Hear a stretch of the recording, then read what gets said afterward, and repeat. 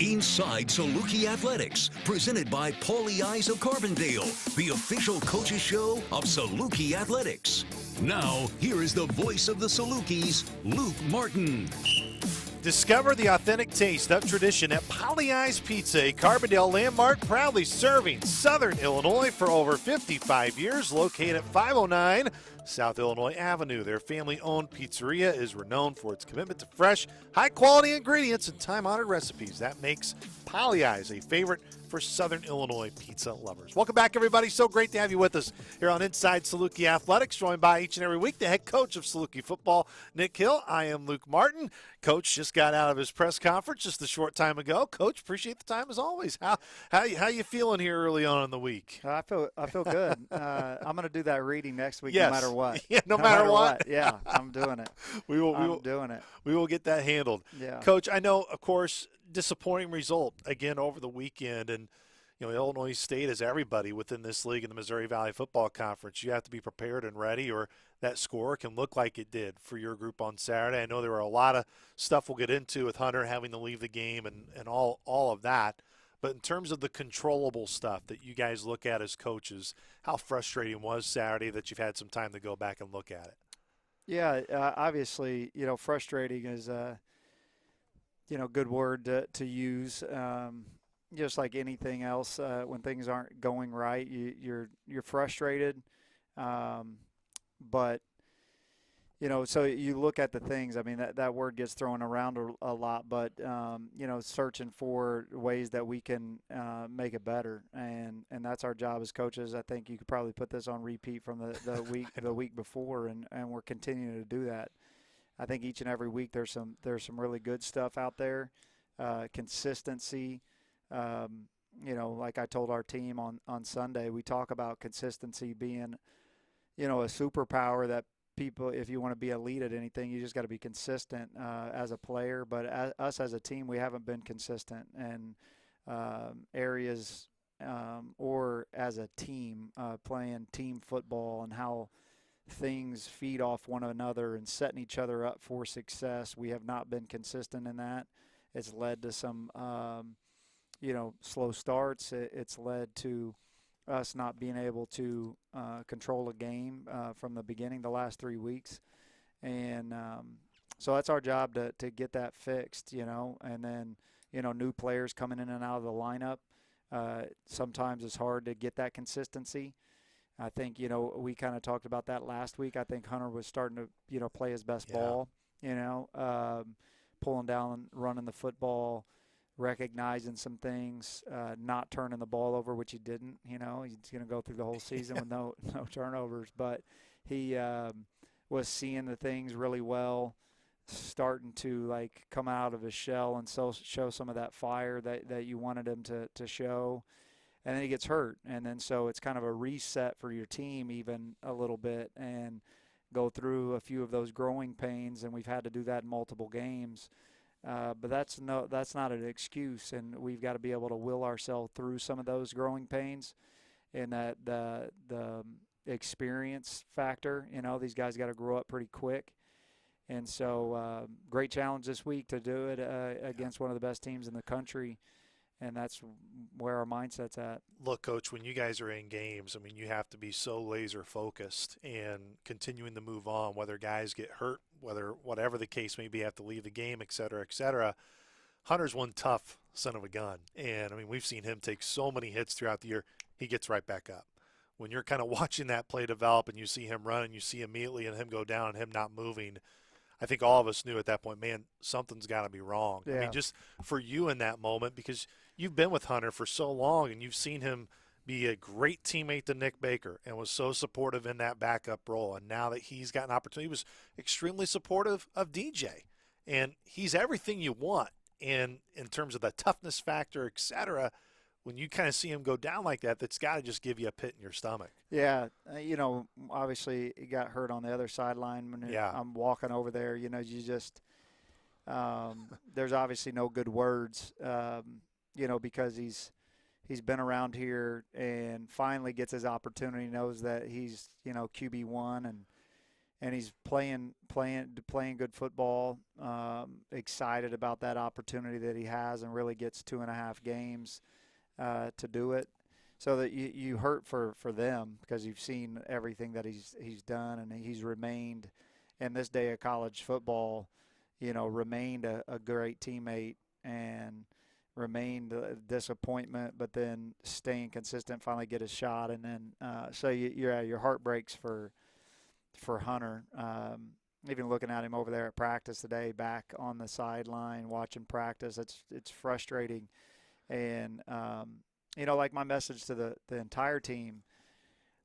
You might not know the reasons why now, but you will never regret making good decisions right now in times of frustration or of times of adversity. Like you're going to look back. Some of these guys, like Curry and the quarterbacks next year, will hear stories about these guys. What were they like during this time? Jeremy Chin, the last time we were 2-4, Jeremy Chin was a senior on the team. And I can remember, we went to play Youngstown State on homecoming, and they were ranked like 12th or something with Bo Pelini, and they had a really good team. And I can just remember at that point, Chin was hurt. He had missed the previous 2 games, and there was just like a will to go out and compete and play, like with no guaranteed results. You're going to be remembered as that, and so that's the challenge to all of us. Like, how are we going to be remembered in the times of not when everything's going good and patting you on the back, but when things are tough? I think it says a lot about Hunter too for him to be at practice today. Yeah, that's, trust me, especially with the significant injury that he had, very easy for him to be like, you know what, Coach, I'm going to stay in the training room or whatever. But for him to he wanted to be out there at and practice. he's been at the meetings. He's been up watching film with Curry. He was like, getting up the elevator, because he can't get up the steps right now. Says a lot about him. No doubt. You kind of look through, when you talk about your quarterback room, and to give everybody a little bit of a glance of what it's been like, back in the spring, you, of course, had Michael Lindauer. He decides to medically retire. He's been outstanding in the role as a GA with you guys defensively. Then you, of course, get here into the fall. E.T. Harris, true freshman, comes in, has a dislocated elbow early in fall camp. You lose him, even though probably a guy that at some point in time don't really maybe expect much to use, so not a whole lot of noise. But now you get into the season, DJ, of course, going down, Hunter getting down. Jake, literally your last quarterback left here on the roster. You even told Coach Poore, and we talked to you after the game on Saturday, it's like, been here for years where all you had was Joel Sambursky, yourself. Like, you never have to worry so much about the room. Just the rarity of this, Coach Hill, but also the point of it is what it is. You got to deal with it. So now, as you as the leader of the team, how do you navigate that? How do you continue to lead your team when they see that as well? Yeah, I mean, that's just the only answer you have. That's the only choice you have. You don't get to pick that. If there's coaches listening, if you've done it long enough, you remember years to where you had a significant injury, you had multiple injuries, and we're only halfway through the year. It's not week 11. Like, hey, we've got 2 weeks left. We're going to get some of these guys back. So that's what I've challenged our coaches is like they'll go as we go. They're going to go as we show up with a good attitude, with an energy and an excitement to play. And sometimes these can be some of the most fun moments that you've had. Like, okay, we're down all of our tight ends. We're out offensive lineman. We got a freshman quarterback. All right, let's go and, do some things. Yeah. Let's, get deep into the bag and move the football and have expectations to go and do it. And they need to feel that, because I'm excited about that. I'm fired up for Jake Curry. I mean, like, if you're 18 years old and get this opportunity, like, and me being a previous quarterback, like, I'm a little bit jealous. Like, man, yeah. You come on and like you're the man on homecoming. Like, go have fun with it, and our team will have fun around them, seeing you with the joy of playing with some joy. Being out at practice, and really since the spring, whether it's me, Mike Trude, Coach Poore, we've seen a lot of Jake. And Jake is not like it's all of a sudden this week his eyes are bigger, and it looks abnormal for him. I mean, you think of freshman quarterbacks, especially in terms of reps. I doubt there's anybody in the country as a freshman has taken more reps than Jake Curry. So to that point, tell the fans a little bit about the guy you see every day and why when he goes out there on Saturday against nationally ranked North Dakota State, one of the best teams in the country, you guys have absolute 100% confidence in Jake because of what he has shown you in practice day to day since the spring. Yeah, I mean, yeah, he got here in the spring, just consistent. Reminds me a lot about of Nick Baker. Just you're not going to get a lot from him.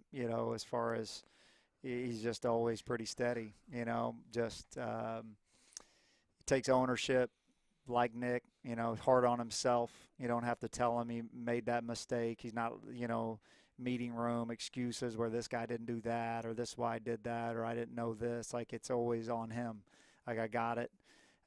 Even in that game, like before he gets on the headset, I already know what you're going to tell me. I should have went here. That's on me. He's for a true freshman, so he's pretty steady. The moment's not too big for him. He's a great kid off the field. I mean, for Saluki fans to know, I knew I liked him a lot. That's why we offered him. But then this summer, I like the outdoor. One thing on my bucket list, and he's taking me this summer. I'm not going to give him the choice. Is he went noodling, which is like catching catfish with your hand. So that's been a bucket list. I've been twice in my life and not got them. So you have to go down there in barrels, and you literally get them. They'll bite your hand, and then you bring them out of the barrel. And I get a picture. He told me some people were coming to Wren Lake, his dad, and so a group of guys were going. And I get this picture of Curry, like, got blood on it. He's gotten finned up because it's not – and he's got a 40-pound flathead that he noodled. And so that's him. He's not afraid to go down in a barrel and bring out a 40-pound catfish. He's tough, and that's why I think the guys like him. And so I'm excited for him. Before we move on to the Bison and Coach Polasek and him taking over for that really strong program, of course, they've been dominant for so long. You mentioned really with your guys, it's, when you see a score like it was, 45-10, you think, man, maybe you just don't have the horses in there, but you do. And I think the second half is a really great example of that. The first drive that Illinois State had offensively, not much resistance on that drive. And I saw Coach James after that possession, one of the really rare times he wore his emotions on his sleeve and got after the defense. Then it clicked, and then it turned. But I know your message to the guys have been, let's have that from the get-go. It's not a question, Coach Hill, and you can point to injuries, whatever, but you still got a lot of dudes on this football team that are really good football players, and there's a reason you recruited them to come here. Just now them getting that to translate and doing it consistently and doing it from the jump. Yeah, and if I felt like it was a mentality or an effort thing, I don't think all of a sudden they played better because Coach James yelled at them. I know like Kalen DeBoer is getting blasted, like they want him to yell more. Players, sometimes that's needed. Sometimes that's like they need to see your fire and the sense of urgency to go get it right. But that's throughout practice or they've shown up ready to play. Sometimes like the momentum can be taken away from you from not because you're not playing hard, but it's a strain to get it right. And probably Coach James is of like, we have to get all the everything right so the plays work, and that's more of the strain right now for us is putting it all together and not, 10 guys doing it right, but all 11. When we put the series together that all 11 are on the same page, and that's still a work in progress for us to figure out how do we get that done? What's the deal? So I think offensively and defensively we've shown, to do that, but it's got to be more consistent. We got to win more series than we're winning right now throughout the game. And you brought it up to me too, and I tip your cap. It's look, stat sheets are stat sheets for a reason. They don't necessarily win games. The ultimate judge is the scoreboard at the end of the day.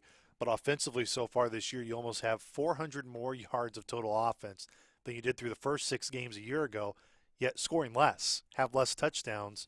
how do you wrap your brain around, statistically speaking, you've been able to move the ball and you've been able to have success, and also you're not turning it over, in large lump sums, yet it's just not finishing those drives to get them points. I mean, I know that's kind of very simplistic, but just from a numbers standpoint, it's really hard to kind of wrap your brain around it. Yeah, no, that's that's what we have to find a way to these next 6 games statistically be better on the scoreboard. And so you're going to have to keep doing the things that are getting us down there.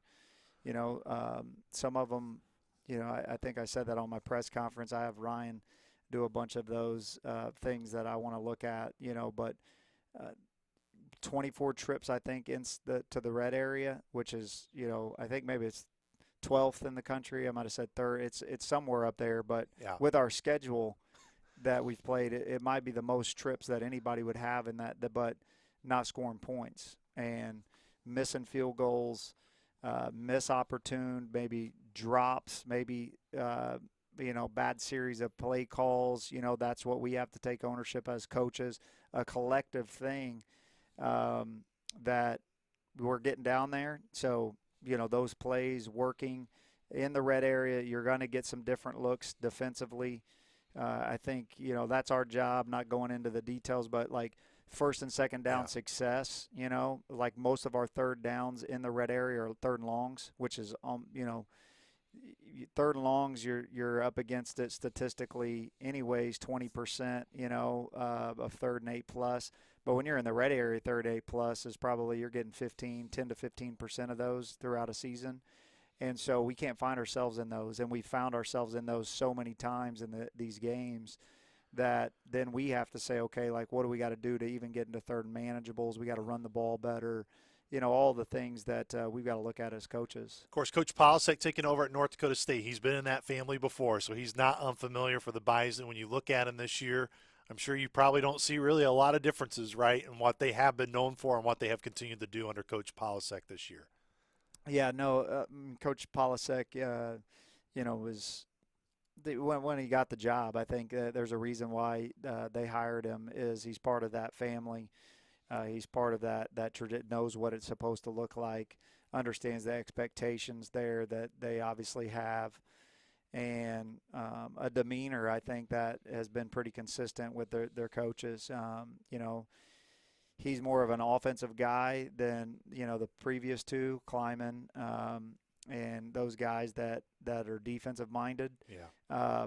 He was been an offensive coordinator, an offensive line coach, and but it's kind of the same thing that you see on tape from the Bison. And so really good football team, physical, veteran guys. I mean, one of those things like, man, we've played against these guys a lot of times, a lot of those guys. A few new pieces here and there, receivers, DBs. But those linebackers, those D linemen, they seem like they just stay forever. Eli Mostart is one of them, 53 on defense, that you even have told your guys, like, watch that dude. Why is that a guy that immediately, I mean, I think those who have followed Valley football and obviously watch the Bison maybe tune into this, they know why Eli Mostart is such a big piece to them. But for you, why is he a guy that just immediately you go to? Well, I think as a coach, you watch the tape and, even go back to the spring, fall camp, like you try to explain, what would an NFL scout be looking at. You can just turn on the tape. You're not listening to anything. You're just watching. And you're watching the all 22. Somebody's going to pop out on the film, and some of those plays that stick out to me as I've watched, a lot of them is just the effort and relentlessness that he plays with, the excitement that he plays the game with. Obviously, he's super talented. I mean, one of the most talented guys up front in FCS football. He could play for probably anybody in the country, honestly, FBS or FCS. But he plays the game the right way. As a coach, you can respect a guy on the other side of the ball that, like, man, I've watched you on tape and you play the game the right way. You should be proud of what you put on tape by your effort and your intensity. And then, obviously you're watching tape. You're trying to find the guys that don't do that and try to attack them, But the way that he runs the ball, the energy and motor he plays with, a lot of respect for him. let's look at two key areas for me when I look at North Dakota State over the years. I always go back and, compare like their last 3 seasons as well as this year. So I have like 4 years of data of what they do really well, which it never really dips regardless. But you look at counting this season, Coach Hill, and then their past 3 seasons, plus 44 in turnover margin. And then you look at their third down conversion rates on offense. They're converting at a 60% clip this year. Their lowest is 48% in that 4-year span. I mean, when you're staying on the field offensively like they do, and then you give that offense extra possessions, I mean, it's no secret, right? I mean, that's why a team like that has so much success. They're able to turn people over, and they're able to stay on the field and eat up long drives and stay on the field with the weapons they have. Yeah, I think some people don't give them enough respect for the offense that they have. Obviously changing coordinators, but keeping the same scheme. And Coach Polasek, having his hand in that is obviously the quarterback makes him go. He's special, and but they're not when you thought back probably in the early 2011, 12, 13, you're getting a lot of A-gap power and under center and some of those things. I mean, if you watch, they're a pro-style offense. Pro-style offense doesn't mean you're necessarily under center all the time. Like you're under center, you're 11 personnel, 12 personnel, 13 personnel, 10 personnel. They do it all. They have a great variety of schemes, and they do a good job of getting their playmakers the ball, running the ball physicality-wise. So you have to be ready for everything, stopping the run, then the play actions that come off of that, a mobile quarterback, 2-quarterback system to where he'll come in and just all the quarterback runs that you get. But 7 is as the more that you watch him, obviously we've played against him several times. But, I mean, I'm not an NFL scout, but I've watched a lot of quarterbacks over my time, and I watched a lot of whenever I'm at home at night or after games or whatever. I don't know many teams that he wouldn't go and start for. I'm sure the Hawkeyes wouldn't mind having a local kid be playing in the Big Ten right now, but they're lucky to have him. He's a good player. It's one of those things, too, like a lot of respect for him, playing that position, the way he plays. He's tough. And so we got a good challenge. We have to see that as an exciting thing to go put ourselves up against some of the best players and team in the country. And as a competitor, you should be fired up for that. Coach, before I let you go, we got D. Love coming in next here after you. He is just such a huge personality within your team and within your locker room. But from a football standpoint, too, he's really been productive for you on that defensive line this year. Yeah, no, he's playing his best football. I'm proud of D. Love. I love him as a kid, young man. He makes you smile. He's one of those guys like right now, even in the team meetings, he's always kind of like lean back just a little bit. But, when you're talking to the whole group, you're looking for eye contact, and, he's always giving you he's always locked in. But, yeah, he's just a special kid to have. Man loves to eat, and that's what he's talking about majority of the time. You saw when the band came and played for us. I mean, he's dancing. That jersey kept riding up on his belly. It's funny. Great mom and dad. Mom's a gem. I love her. I'll always remember recruiting him. I drove up in a van to pick him up at the airport. He brought his mom and his dad and him. He was hungry. We stopped at, I forget what chicken place. The drive-through was, like, messed up.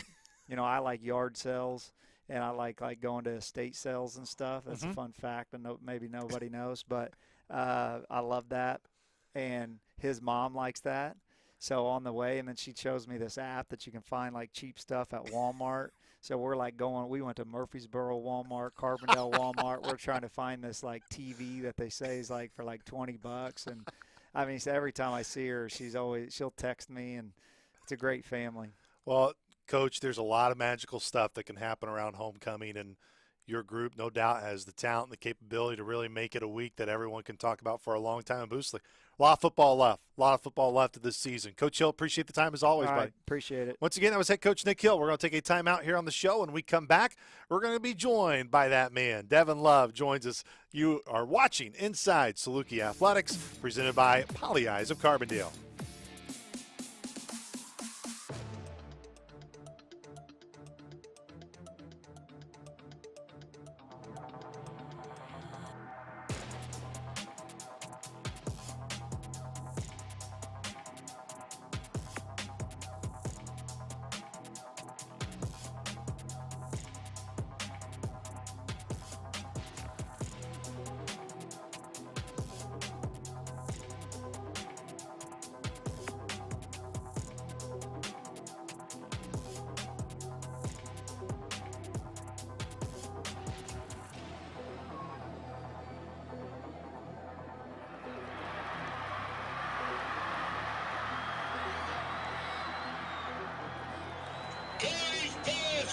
right to Keontae Zealis.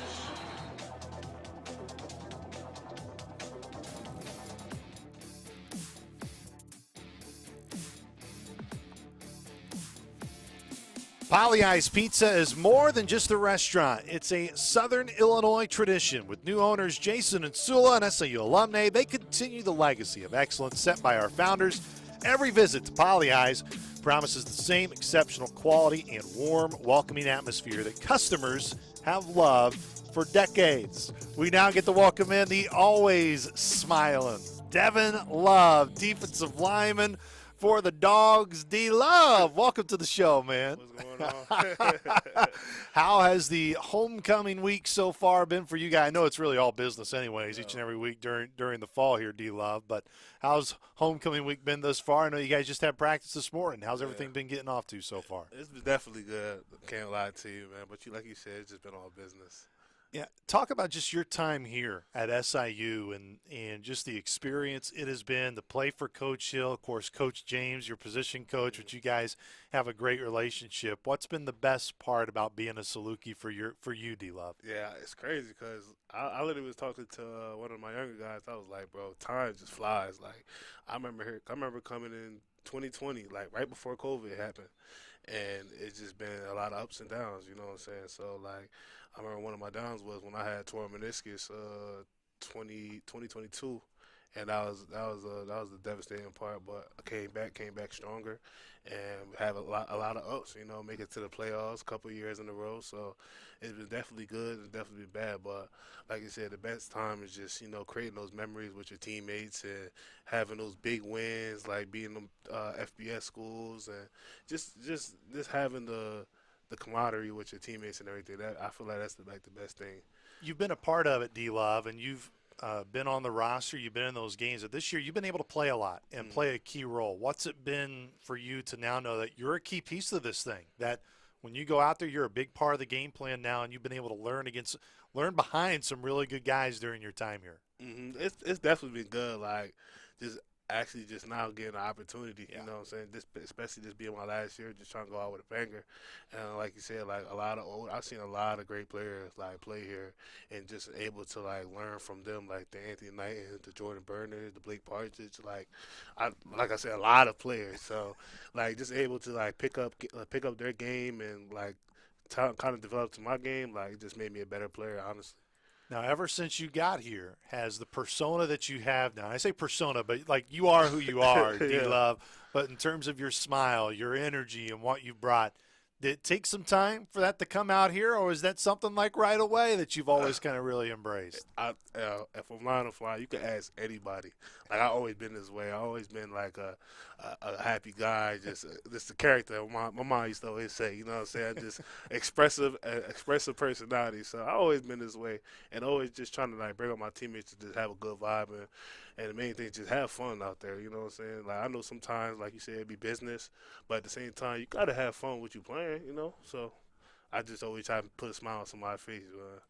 Within the group right now, D-Love, I know defensively the standards haven't been met for what you guys were hoping for really at the start of this year. What do you believe is the difference of you guys getting to where you want to be and know you can be and have the guys capable of doing it to where it's just been right now recently for you guys defensively? I just want to say, like, just us coming together, you know what I'm saying, just being disciplined and being on the same page. You know, I know we lost some guys and stuff, and, you know, we got some new guys and some people that's actually their first time actually getting a start. But I feel like we're gonna get the ball rolling. You know, like I said, it's gonna take some time, but you know, we in season right now, so we really don't got no time. But at the same time, we definitely gonna get things right. Just being on one same page and just trusting the defense and believing in Coach James, and put us in the right positions. You get a chance to mentor a lot of young guys within your room right now, guys who play, whether it's Amir, Jamon, many others, Elijah. There's tons of young talent. What do you tell like those guys each and every day from what you see of them, D-Love, and the potential that all of those guys have, not just to help this team out years from now, but to help them out now, to help you guys win now?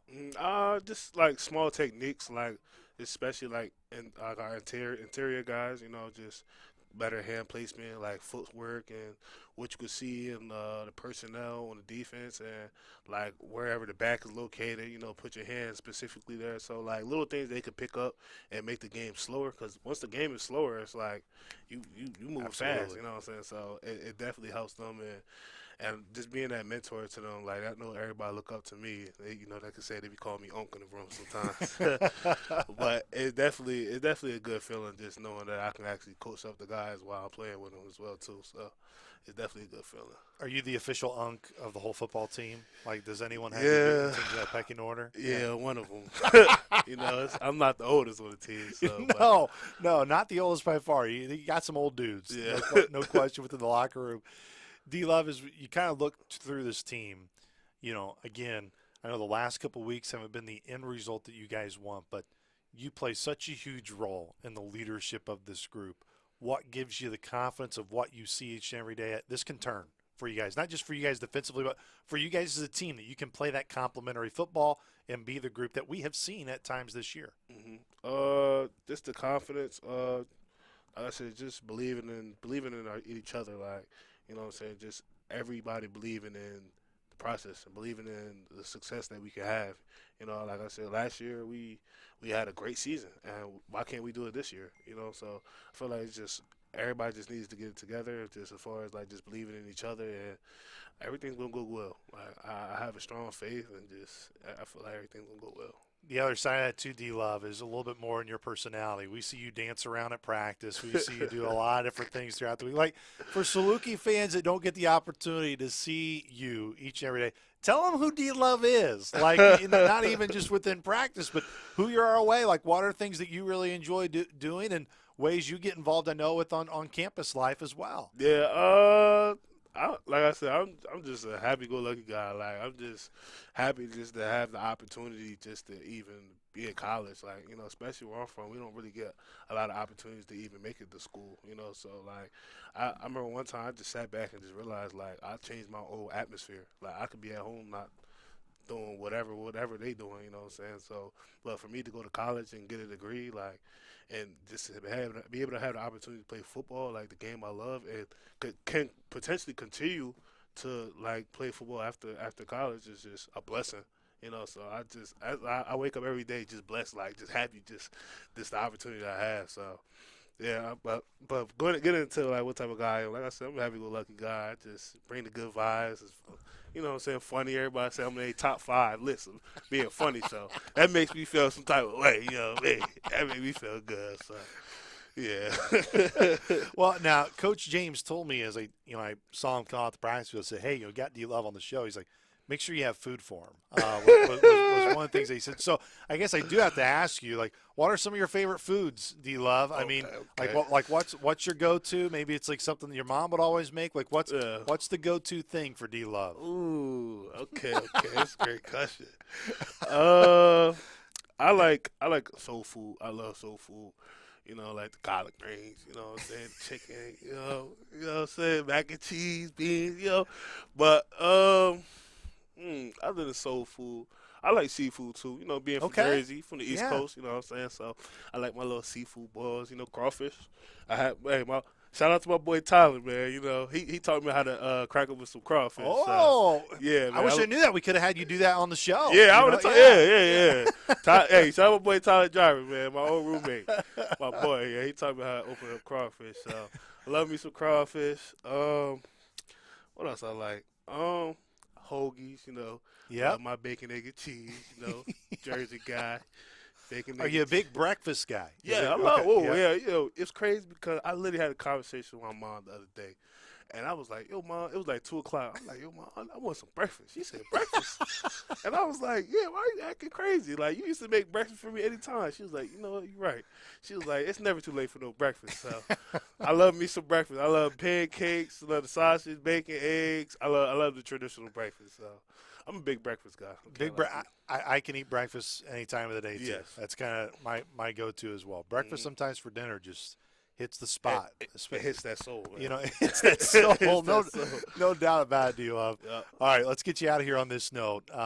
Coach Hill was telling the recruiting story of when you came here and how Coach Hill and his mom and your mom really bonded and got to know each other. Like that part of it Yeah. for you, D-Love, like what's it meant to play for a man like that? And really with this staff too of, that they want the best for you guys, but they really take the time to not just get to know you, but to get to know your families and build some really good, genuine relationships. That right there, like I like I said, I can remember to this day, like that's what made me commit. Honestly, like just to see like Coach Hill just buy on my mom and my pops that came through, and it was just like it was just a connection that could just never be broken. You know what I'm saying? So and I felt like I was at home.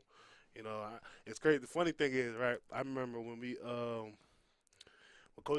went to Coach Hill's office, and he was like, yeah, so you gonna commit? And before I could say that, my dad was like, hell yeah, you gonna commit? What? He said, man, y'all feeding us good. Y'all showing him around touring. And the grandpa went here. Oh yeah, he gotta commit. And I was like, shoot, I'm in. You feel me? Answer for me. I guess I can't. I don't really have much of a say. I mean, if I say something else right now, it's not gonna go over well. Yeah, exactly. So, hey, I was all in after that. And it's been so great to have you as a Saluki D-Love. But let's get you one thing out on this game. Look, North Dakota State, everybody knows the Bison, tremendous respect and what they've been able to do consistently over the years. What's it going to take for you guys to not just show up on Saturday and compete, but to get over that edge, to get over that hump, to finally earn that win that you guys have been so desperate to try to get, D-Love? Discipline, literally. Like NDSU, they know what they're doing. They're gonna run the ball. They just a traditional offense. They don't do nothing special, no tricks, none of that. So it's just literally just discipline, staying in our gaps and doing our assignment. That's how we gonna be the team. And I was a part of a team when we beat NDSU when it ended the 41 in the spring. Streak. Yep. So I know what it takes to beat them. So it literally is just discipline. So we discipline. We play nasty football, like Saluki football defense as we do. Like that's gonna win us the game. So. And no better time to do it than homecoming. Will be a great crowd, a great atmosphere. Man, and my mama coming too. Oh, so, perfect. Yeah, see, we got, man, that's the magic right there. That's going to be the magic that the Salukis need this weekend. D-Love, it's been so great to get to know you during my time here in Carbondale. Appreciate the time, and let's have some fun this weekend here at Saluki Stadium. Once again, that was D-Love. We're going to take a break here on the show. When we come back, Coach Ramos, new cross-country coach for the Salukis, joins us. You're watching Inside Saluki Athletics, presented by Poly Eyes of Carbondale.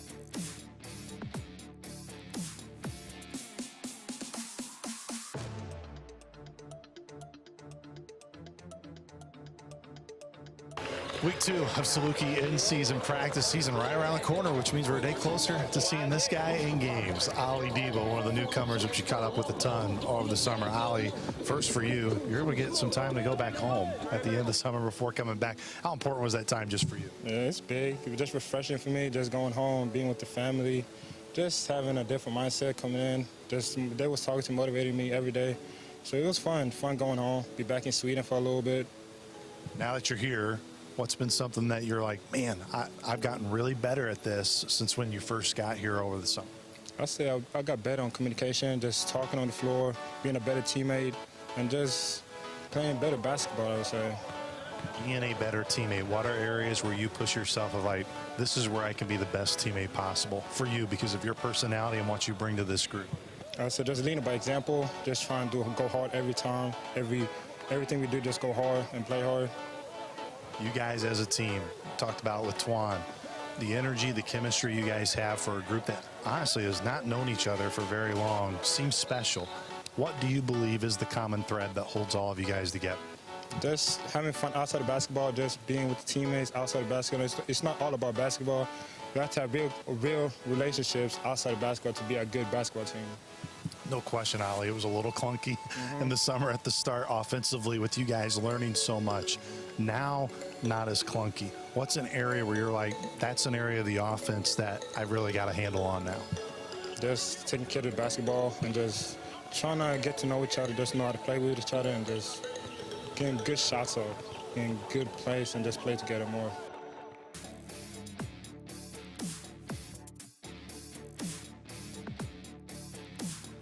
Welcome back to Inside Saluki Athletics, presented by our friends at Polly Eyes of Carbondale. Whether you're craving a classic pizza or planning a special event, Polly Eyes Pizza is here to provide an unforgettable dining experience. Come and taste why we've been the beloved part of the Southern Illinois pizza scene for generations. Well, what's been great about this show so far this fall is we've been able to introduce you to new faces in Saluki Athletics, and another one joins us here on the program. New cross-country coach, Coach Ramos, joins us. Coach, how's it going? I know it's probably been a pretty much a busy fall for you so far, trying to get acclimated here in Carbondale. Very much fast-paced, but hey, we're runners. That's the way we like it. That's exactly the way you got to be. Of course, you being a former runner yourself during your days back at Florida State. But take us through in Saluki Nation of why this job, why this opportunity for you. What really stood out about this chance to be able to come here and be a part of this program? A number of things stood out.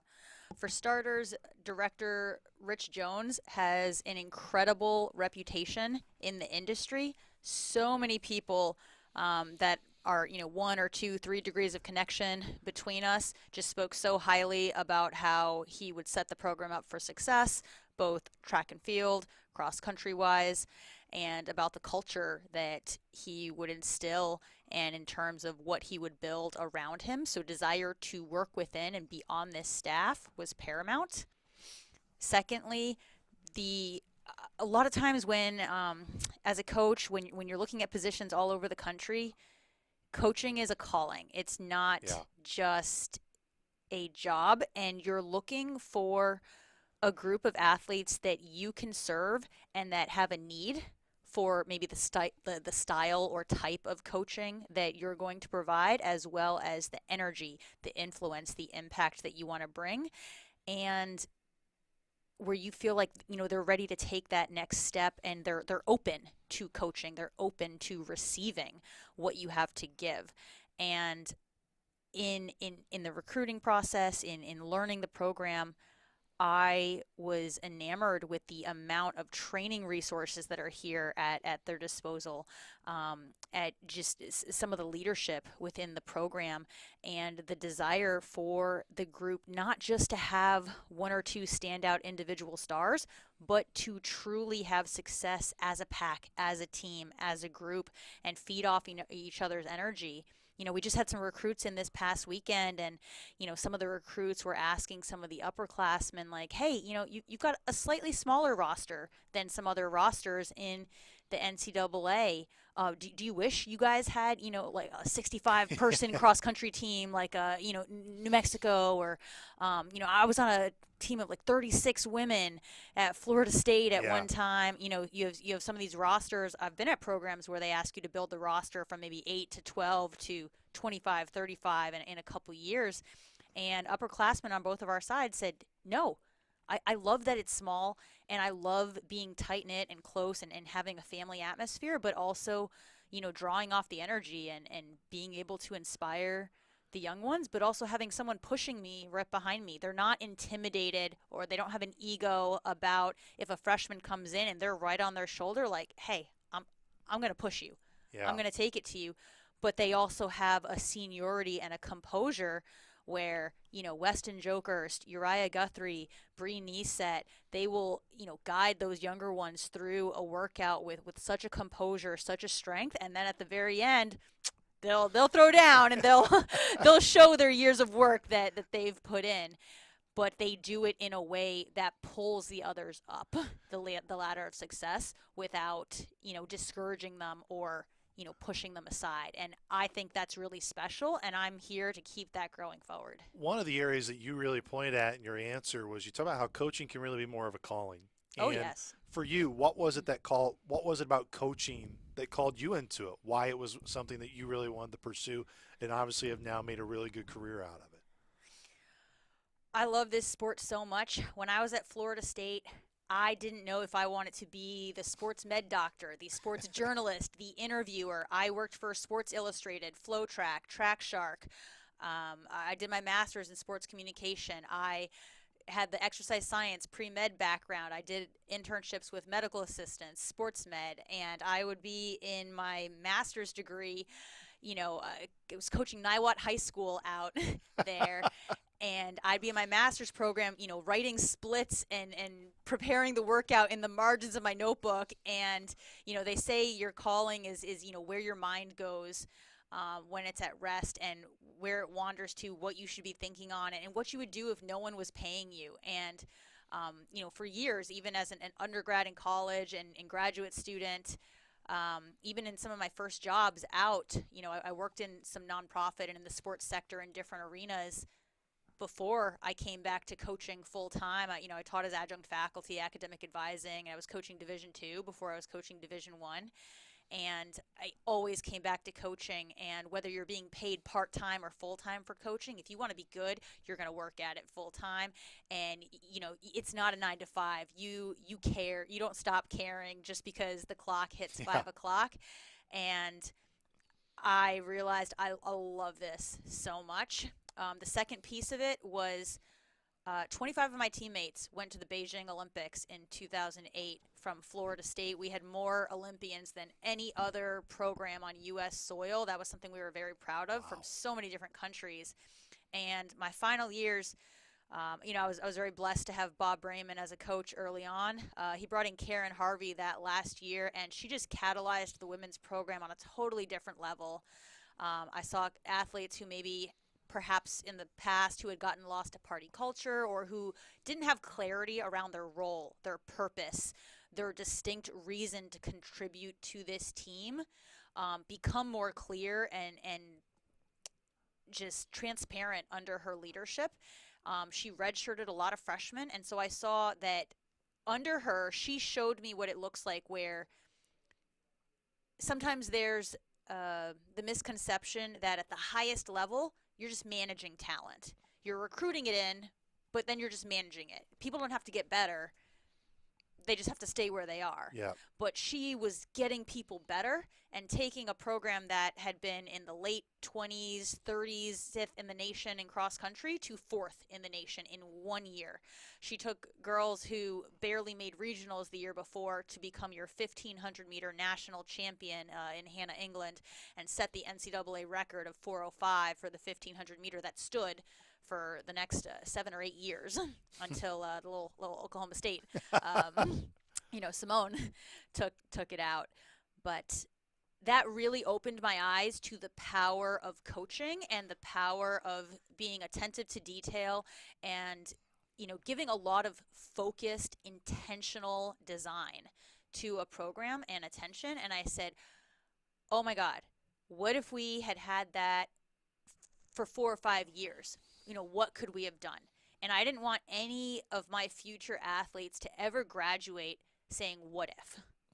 And so I was driven by this question of, how can I coach in a way where they know I'm all in? Now, you still got to meet me halfway. Yeah. You got to meet me. Can't do it all. You got to meet me halfway. But if I don't know the answer, I'm going to call everybody I know to find the answer.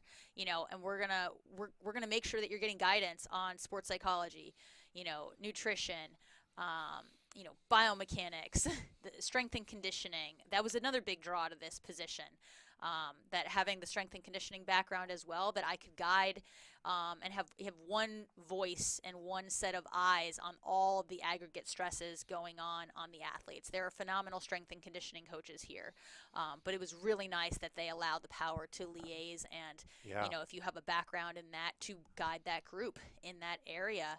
And that's just phenomenal to be able to do that, to have less cooks and chefs in the kitchen and be able to really do the art of coaching as much as the science of coaching combined. Of course, the timeline of you getting here, kind of the midst of the season, of course, always makes it for a little bit more challenges. But what have you learned about your group so far?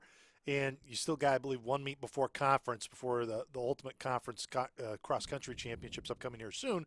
So what have you found out now? What are you encouraged by? What has the group stood out to you so far, Coach? Very much so. I didn't have the pleasure of recruiting them.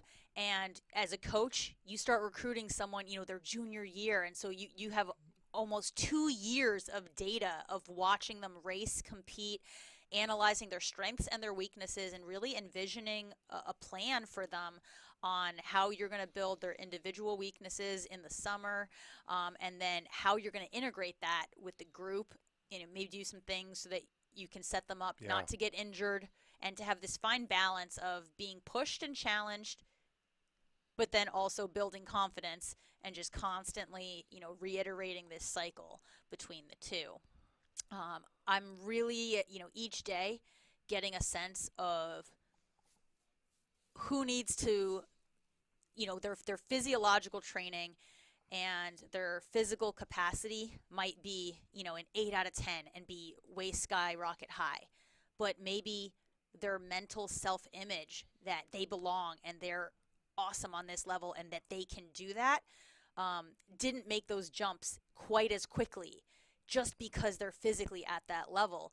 And so I'm getting a sense of who I need to coach between the ears, and help give them that concrete evidence and specific proof, and maybe back off earlier than science says you need to, in order for them to see the proof in the pudding that they can translate all of that hard work on the day, and just get those experiences of minor success before they can go for the big swing under the lights in the moment, at the big time when it counts. And then I'm also seeing my ones where I can keep pushing and I can keep challenging a little bit more, even if they're a freshman, even if they're a wee junior, where, they're pretty gritty and they need that challenge to feel like they're making that steps forward. Most important thing, again, you'll be at the Bradley Pink Classic. That's going to be October 18th, and then the Missouri Valley Conference Championships out in Cedar Falls on November 1st. So in this time period, you get that one in between. What's the biggest thing you try to hit on in that meet right before you get ready for the conference championship? They've really been working on pack running and not letting those older athletes really break away until that final 2K. That's something that they're going to practice on a very undulating, hilling course at Bradley, not letting, while those upperclassmen are stronger, not necessarily having them take off right from the gun early, but holding back just a little bit to really guide those younger ones, especially from – for the women from that 2K to the 4K point where they're still in contention and being able to move up as a group through those positions. And then for the men, making sure that they're still packed up and still in contention at the 6K. We've done a good job in these past meets having them still as a group at the 3K or at the 5K. Now we've got to take that next step at Bradley and still have all of them within 2 to 3 seconds of each other at the 6K before it's really time to throw the big hammers down. And then you can throw those big hammers down come conference championship time Yes. out in Cedar Falls in November. Coach, it's so good to get to know you. Appreciate you coming on and introducing yourself to Saluki Nation. It's the biggest thing I know you'll find out about the Salukis. All the fans they clamor at any sort of content on any of our teams. They'll be supporting you like no other. Welcome to Carbondale. Great to have you here and look forward to many more conversations with you. Thank you so much. Appreciate it so much. No problem at all. Coach Ramos closing out the show here on Inside Saluki Athletics. Big thanks to head coach Nick Hill, who joined us earlier in the show, and, of course, defensive lineman Devin Love. That does it for us. We'll be back again next week, everybody. We will see you out at homecoming this Saturday against the North Dakota State Bison. This has been Inside Saluki Athletics, presented by Poly Eyes of Carbondale.